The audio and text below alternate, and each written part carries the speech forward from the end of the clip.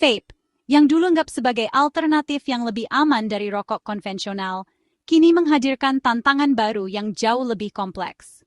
Banyak orang tua dan masyarakat sempat percaya bahwa vape hanyalah tren gaya hidup modern, tanpa menyadari potensi bahaya tersembunyi di balik asapnya yang beraroma buah. Namun di Jawa Tengah, vape kini menjadi ancaman baru yang mengkhawatirkan. Kota-kota besar seperti Semarang dan sekitarnya mulai merasakan dampak dari peredaran vape yang tidak terkendali. Modus para pengedar narkoba semakin canggih. Liquid vape dicampur zat terlarang seperti narkotika sintetis, dikemas dengan label menarik, dan dijual bebas di pasaran.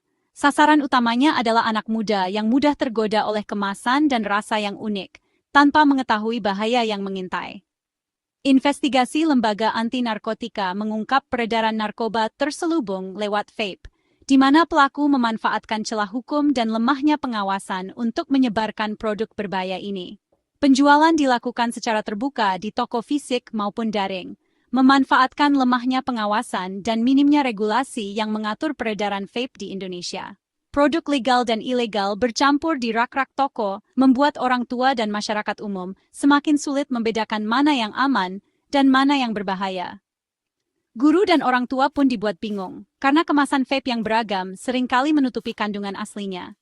Banyak yang khawatir, anak-anak mereka bisa menjadi korban tanpa disadari. Ancaman ini memaksa pemerintah daerah untuk bertindak cepat, menggelar rapat darurat dan kampanye edukasi demi melindungi generasi muda dari bahaya yang mengintai. Isu vape kini bergeser, dari sekadar masalah kesehatan menjadi persoalan keamanan dan ketertiban masyarakat. Aparat penegak hukum pun mulai turun tangan. Pertanyaannya kini, bagaimana melindungi masyarakat, khususnya anak-anak dan remaja, dari penyalahgunaan vape sebagai media peredaran narkoba? Edukasi dan pengawasan menjadi kunci utama. Jawa Tengah menjadi peringatan dini bagi daerah lain. Tanpa regulasi yang kuat dan pengawasan ketat, inovasi seperti vape bisa dengan mudah dieksploitasi untuk kejahatan. Fenomena ini menuntut kewaspadaan ekstra dari semua pihak, mulai dari keluarga, sekolah, hingga pemerintah dan aparat penegak hukum. Regulasi dan pengawasan ketat menjadi kebutuhan mendesak, agar peredaran vape bisa dikendalikan dan tidak menjadi celah bagi pelaku kejahatan. Inilah awal perdebatan besar di masyarakat. Apakah pelarangan total vape diperlukan atau cukup dengan regulasi ketat?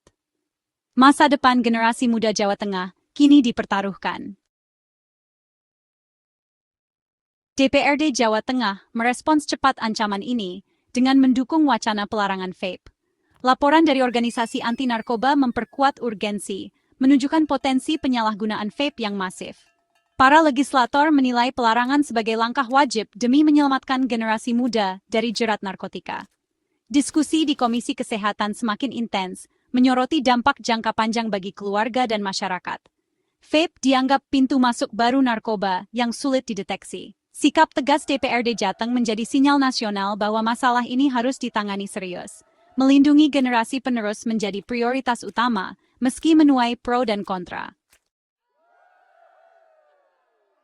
Messi Widyastuti, Ketua Komisi E DPRD Jateng sekaligus seorang dokter, menjadi motor utama di balik wacana pelarangan vape di Jawa Tengah.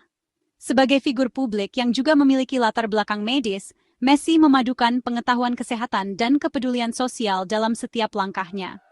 Ia tidak hanya berbicara sebagai politisi, tetapi juga sebagai seorang ibu dan dokter yang melihat langsung dampak buruk zat adiktif pada masyarakat, terutama generasi muda. Ia menyoroti celah hukum yang masih ada. Banyak zat adiktif dalam liquid vape belum terdaftar sebagai narkotika, meski efeknya sangat merusak. Menurut Messi, regulasi yang belum sempurna ini membuka peluang bagi penyalahgunaan, sehingga pengawasan dan penegakan hukum menjadi sangat penting. Ia menegaskan bahwa tanpa aturan yang jelas, masyarakat, khususnya anak muda, menjadi rentan terhadap bahaya tersembunyi dari produk-produk ini. Dari sisi medis, semua zat adiktif, termasuk yang terkandung dalam vape, berpotensi besar merusak otak dan organ tubuh. Risiko ini semakin tinggi pada remaja yang otaknya masih berkembang. Paparan zat adiktif di usia muda dapat menyebabkan gangguan perkembangan, kecanduan jangka panjang, bahkan menurunkan prestasi akademik dan sosial mereka. Messi menegaskan, kecanduan vape dan narkoba adalah penyakit sosial yang menghancurkan produktivitas, merusak hubungan keluarga, dan menimbulkan beban ekonomi serta psikologis bagi masyarakat. Ia mengingatkan bahwa dampak kecanduan tidak hanya dirasakan individu, tetapi juga keluarga dan lingkungan sekitar. Pelarangan dianggap sebagai langkah preventif yang sangat penting.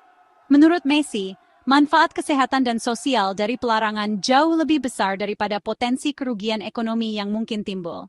Ia percaya, investasi pada kesehatan generasi muda adalah investasi masa depan bangsa. Target utama modus narkoba melalui vape adalah anak muda, generasi penerus bangsa yang harus dilindungi dari ancaman kecanduan dan kerusakan kesehatan. Messi menekankan pentingnya edukasi dan perlindungan bagi remaja agar mereka tidak menjadi korban tren berbahaya ini. Suara Messi mencerminkan kepedulian seorang dokter, ibu, dan wakil rakyat yang berjuang untuk masa depan generasi muda Indonesia. Ia berharap langkah ini bisa menjadi inspirasi bagi daerah lain untuk lebih peduli terhadap kesehatan masyarakat. Generasi muda jadi target utama peredaran vape oplosan. Vape dengan rasa manis dan citra modern mudah masuk ke pergaulan remaja, seringkali tanpa disadari bahayanya.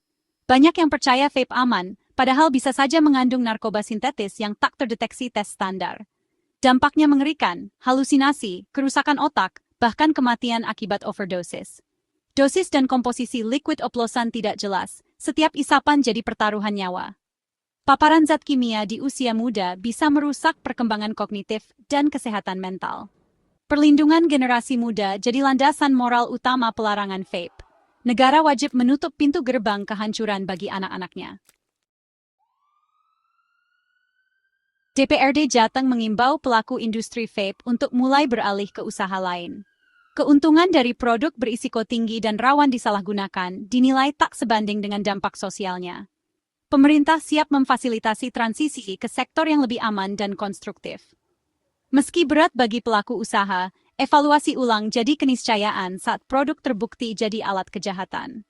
Seruan ini adalah langkah persuasif sebelum pelarangan total diberlakukan. Pengusaha dihadapkan pada pilihan jadi bagian solusi atau bertahan di industri berisiko.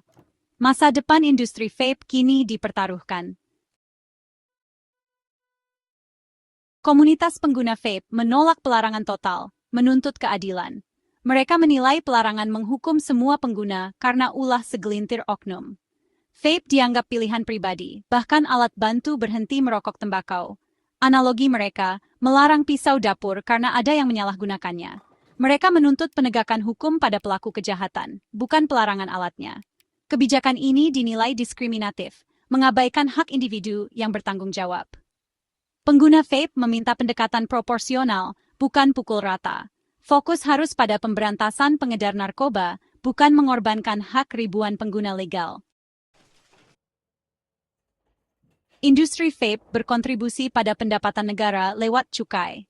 Pengguna dan produsen vape adalah pembayar pajak yang sah. Melarang vape berarti menghilangkan sumber pendapatan dan ribuan lapangan kerja. Dilema muncul antara risiko sosial dan manfaat ekonomi. Solusi bijak tetap pungut cukai, perketat regulasi dan pengawasan. Dana cukai bisa dialokasikan untuk edukasi bahaya narkoba dan penegakan hukum. Industri vape bisa jadi bagian solusi, bukan hanya sumber masalah. Jalan tengah ditawarkan, pengawasan ketat, bukan pelarangan total.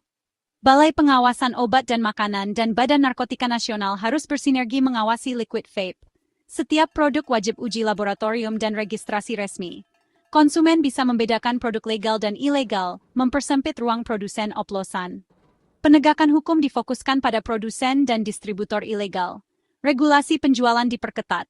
Larangan untuk anak di bawah umur, pembatasan iklan B, dan peringatan kesehatan wajib. Sistem pengawasan berlapis lebih efektif daripada pelarangan total.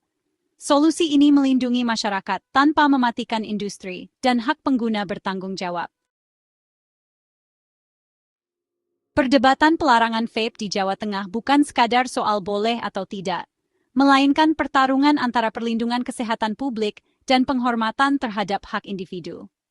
Di satu sisi, pemerintah ingin memastikan warganya terlindungi dari dampak negatif rokok elektrik, terutama bagi kelompok rentan seperti remaja dan anak-anak. Namun di sisi lain, ada suara masyarakat yang menuntut kebebasan memilih, menolak jika hak mereka dibatasi tanpa alasan yang jelas dan adil. DPRD menilai pelarangan total sebagai langkah preventif melindungi generasi muda dari narkoba dan zat adiktif lain. Mereka khawatir, tanpa regulasi tegas, vape bisa menjadi pintu masuk bagi kebiasaan buruk yang lebih berbahaya. Perlindungan terhadap anak-anak dan remaja menjadi prioritas utama, karena masa depan bangsa sangat bergantung pada kesehatan generasi mudanya. Namun, para pengguna vape merasa tidak adil jika mereka harus menanggung konsekuensi akibat ulah segelintir oknum. Mereka menuntut hak atas pilihan pribadi, menekankan bahwa penggunaan vape bagi orang dewasa seharusnya tetap diperbolehkan selama tidak melanggar hukum. Bagi mereka, pelarangan total dianggap sebagai bentuk diskriminasi dan pelanggaran terhadap kebebasan individu. Selain aspek kesehatan dan hak, kontribusi ekonomi dari industri vape juga menjadi pertimbangan penting. Banyak pelaku usaha kecil, pekerja, dan keluarga yang menggantungkan hidup dari sektor ini. Cukai yang dihasilkan turut menambah pemasukan daerah dan negara, serta membuka lapangan kerja baru di tengah tantangan ekonomi. Namun, pelarangan total justru berisiko mendorong industri ke pasar gelap yang tak terkendali. Jika regulasi terlalu ketat tanpa solusi, perdagangan ilegal bisa tumbuh subur, mengancam konsumen dengan produk berbahaya dan merugikan negara dari sisi pajak.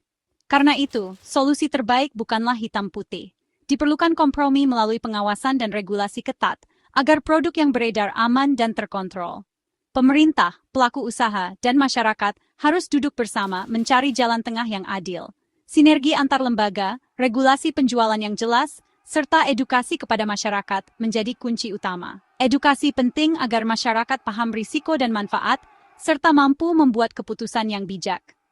Kisah Jawa Tengah menjadi pelajaran nasional bahwa inovasi harus diimbangi dengan regulasi cerdas. Setiap kebijakan harus mempertimbangkan dampak jangka panjang, baik bagi kesehatan, ekonomi, maupun hak asasi. Tugas kita bersama adalah memaksimalkan manfaat, menekan risiko, dan mencari solusi berimbang yang bisa diterima semua pihak. Dialog terbuka dan kolaborasi menjadi fondasi penting dalam menghadapi isu kompleks seperti ini. Tujuan akhir dari semua upaya ini adalah menciptakan masyarakat yang lebih sehat, aman, dan adil untuk semua, di mana setiap individu merasa dihargai dan dilindungi.